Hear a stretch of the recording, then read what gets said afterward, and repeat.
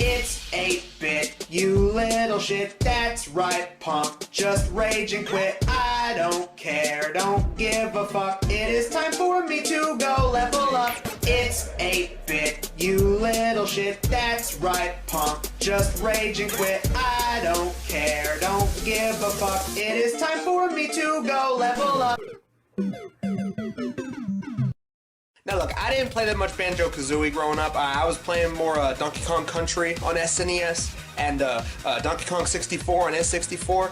But you see, the thing is, Banjo Kazooie, when I did play it, it was a great game. It was one of the most beloved 3D platformers that helped put Rareware on the map during the late 90s. However, everything seemed to have gone downhill the minute that game company, Rareware, got bought out by Microsoft in the early 2000s. Because you had two really solid games. You had Banjo Kazooie and Banjo Tooie, and then they was going to make a third game, and it was going to be on GameCube, but all that went out the window when Microsoft got involved, and then they decided to rework it into Banjo Kazooie Nuts and Bolts. Because what they did with this game is they decided to try and modernize it, and I mean, I guess on some level it makes sense. You know, you're trying to take something for, like, you know, the Zoomers of the early 2000s, and then you're trying to apply it to, you know, something later for the new generation, the hip generation, the generation that they say only likes to play shooter games and not play 3D platformers, which, considering how popular those have become after a while, that goes to show how full of shit that statement was. The game tries to continue that self-aware humor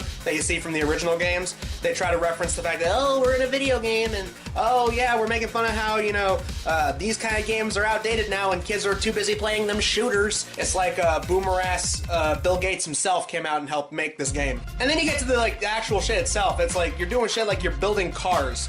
Like it's a Lego game. And look, if I want to play a Lego game, I'll play a fucking Lego game, alright? I'll play my Lego Star Wars in peace. You don't bring that shit into a Banjo-Kazooie game. You don't mow another guy's lawn. But then it's weird, right? Then it feels like they was trying to make a game that was like the first two. And there's lots of, like, you know, little side missions and a lot of these open areas. And look, I get, yeah, in a platformer, the areas should be a little bit bigger for you to explore, but half the time here, the shit's so empty, it's like you're in a zombie outbreak. That's why I only played a couple levels of this game. I couldn't even continue playing it, man. It wasn't even worth it. It didn't even feel like the same game anymore. And I don't want to be that guy who's out there with, you know, the sandals and socks and the hemp gym shorts out with the sandwich board saying the end is nigh, and, you know, oh, the shit's not the same as when I was growing up.